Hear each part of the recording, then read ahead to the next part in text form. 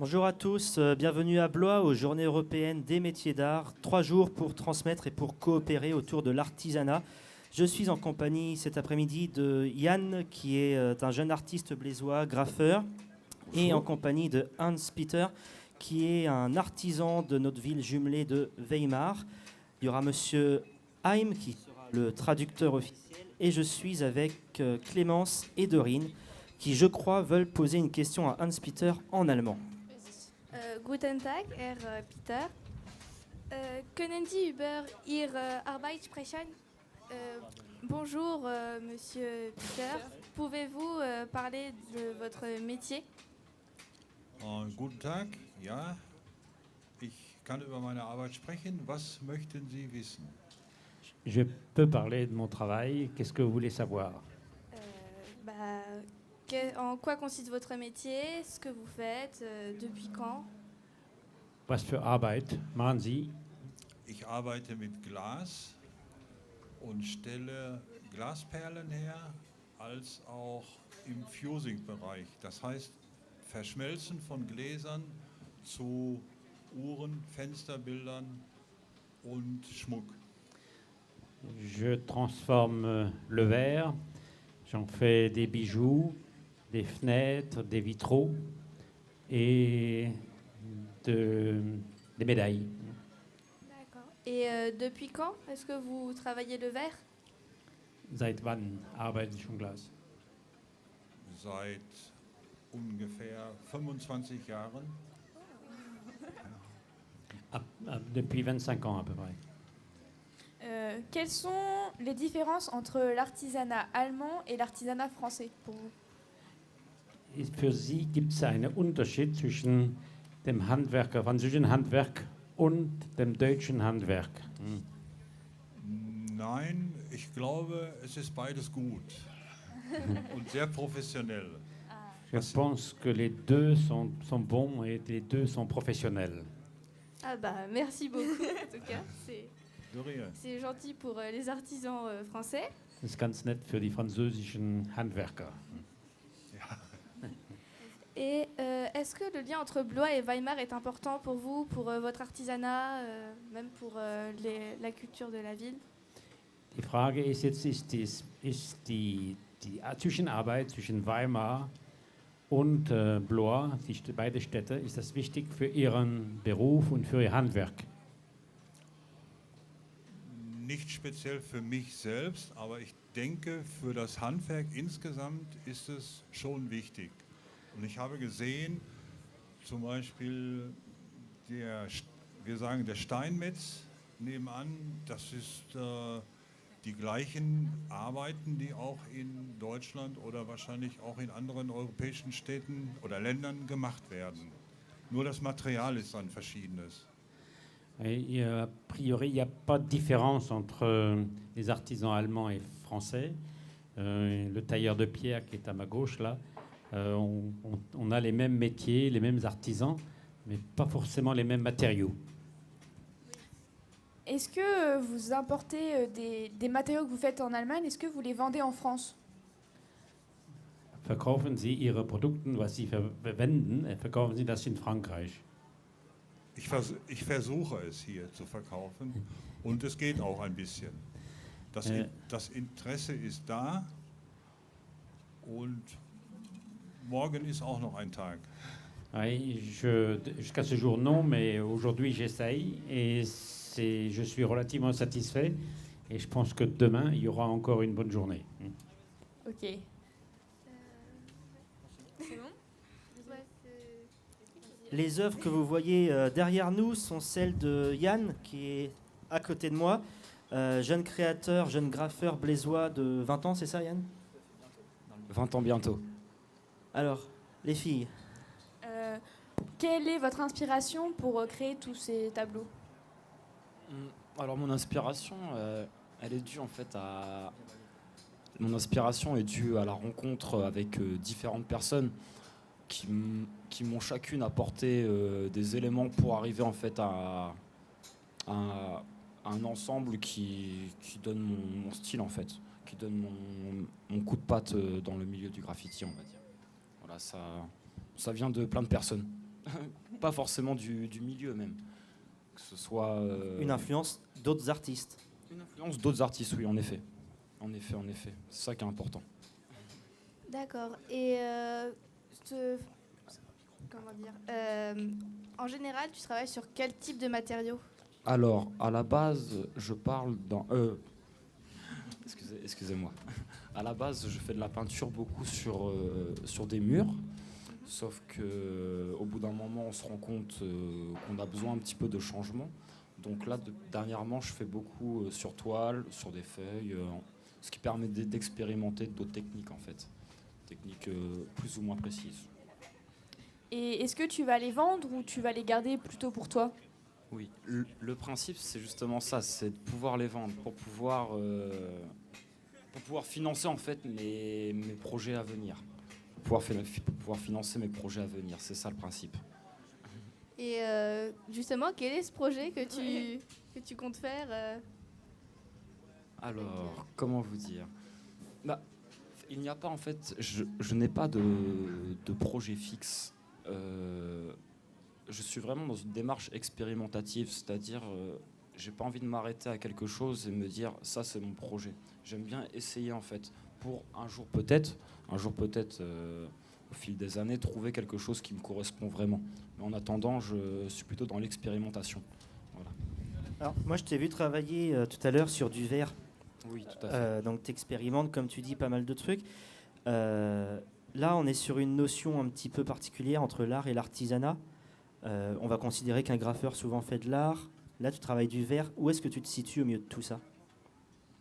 Je ne me considère pas comme étant un artisan, personnellement, dans le sens où ce que je fais ce que je fais ne sert à rien en fait, au final.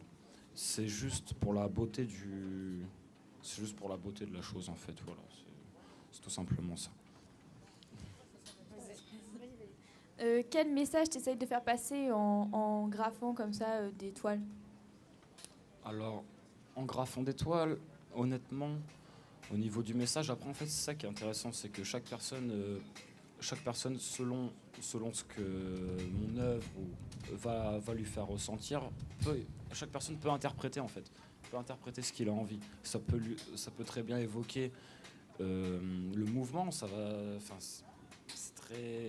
très vague. Après moi personnellement, je n'ai pas vraiment de revendication quand je fais des toiles. Il n'y a pas de... Comme je disais, c'est vraiment de l'expérimentation. C'est vraiment de l'expérimentation de différentes techniques au niveau de la peinture.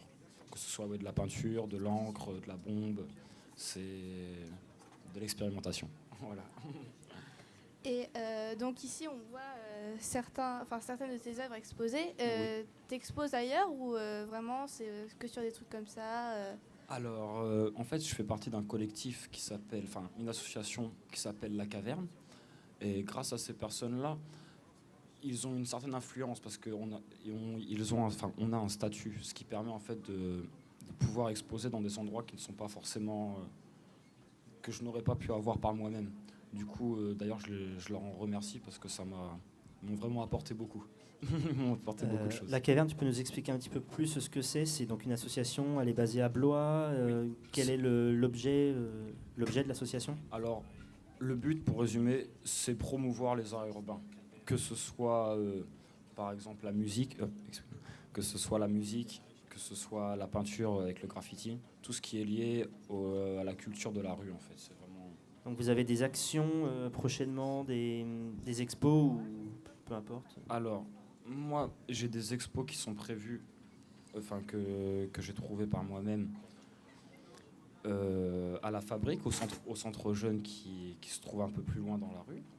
Et une autre exposition aussi dans un magasin de peinture pour une soirée de présentation de produits en fait. Et depuis quand tu fais ça?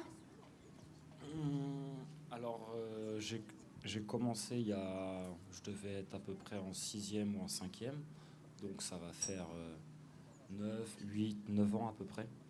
Et grâce au service jeunesse de la ville de Blois, dont particulièrement une personne qui maintenant est devenu un ami, qui est Sébastien Renaud, qui m'a apporté beaucoup de choses. Voilà. Et est-ce que des fois tu regardes ce que tu faisais justement en 6e, 5e qu'est-ce que tu te dis en voyant, en faisant... Ça me fait sourire. Ça me fait sourire. Autant il y a des personnes, quand ils revoient leurs anciennes œuvres, ils se disent... on ressent une certaine réticence, en fait, à se dire que c'est vraiment eux qui l'a fait. Moi, quand je vois ça, je dis oui, c'est moi. Et c'est rigolo. Je trouve ça drôle. Tu veux dire que tu te trouves bon avec le temps ou tu es encore insatisfait de ton travail? En fait, je remarque que plus on progresse dans un domaine, plus la satisfaction est difficile à acquérir, en fait. Moi, je remarque qu'au début, j'étais très facilement satisfait par ce que je faisais. Et plus je travaille, plus je progresse, plus je me rends compte, en fait, que je ne sais pas grand-chose. Donc ça incite à travailler. Ça, c'est intéressant ce que tu dis. Et peut-être que M. Haim pourrait justement poser cette question à Hans-Peter. Est-ce que lui aussi, plus il travaille, plus il a du mal à acquérir une satisfaction dans son travail? Die Frage ist jetzt, ton prénom, c'est comment? Jan hatte gerade gefragt, hat gesagt, dass Sie, je mehr er arbeitet, je länger er arbeitet, finden Sie Ihre Zufriedenheit. Ist das auch bei Ihnen so? Ja, es ist wichtig, dass man sich weiterentwickelt, dass man immer wieder einen Fortschritt macht und etwas Neues probiert. C'est toujours important de progresser, bien sûr, de rechercher des nouveaux matériaux, de nouveaux sujets, de nouveaux thèmes. Et Weil wenn ich immer wieder das Gleiche mache, dann ist es ein Stillstand. Dann ist es so eine Mittelmäßigkeit. s'il fait toujours la même chose, c'est une rengaine, ça s'améliore pas. Il y a toujours un souci de rechercher quelque chose d'autre. Ja. Das ist meine Sie sprechen ja Deutsch. Tu ressens la même chose. Oui, voilà, C'est exactement. das gleiche Fall für ihn. Ja, gut. Et est-ce que tes graphes te prennent tout ton temps? Tu fais vraiment que ça ou à côté tu fais autre chose? Des études. Alors, Oui, ça. Alors en fait, en ce moment là, depuis le début de l'année 2015, ça me prend presque tout mon temps. Parce que là, si vous voulez, j'ai une année où j'arrête les études. Enfin non, j'arrête pas les études, où je fais une petite pause, ce qui me permet de pouvoir travailler vraiment mon art en fait, de pouvoir vraiment me concentrer dessus. Du coup, et en ce moment, c'est à plein temps. J'ai fait des études, j'ai eu mon bac en art appliqué. Et je compte faire une formation dans la décoration peinte. D'ailleurs, si vous voulez aller voir, il y a une dame qui fait des productions très très intéressantes, un peu plus loin dans les stands. Er studiert auch im Fach Dekoration. Und möchte gern weiter studieren. Merci beaucoup à tous d'avoir participé à cette petite discussion. Merci les filles, merci Hans-Peter, merci Monsieur Haim et merci Yann. Donc Yann, c'est tous les tableaux que vous voyez autour de nous, tous les graphes. Voilà, Si jamais des personnes sont intéressées, c'est à vendre. c'est à vendre. Ou même, par exemple, pour des productions sur commande, c'est-à-dire si vous avez des... Comment dire, Des requêtes, des envies. voilà, des requêtes, des envies, Il y répondra. des thèmes, il n'y a aucun souci. Au contraire. Super, merci Yann. Merci à vous. Danke sehr. Danke. Merci beaucoup.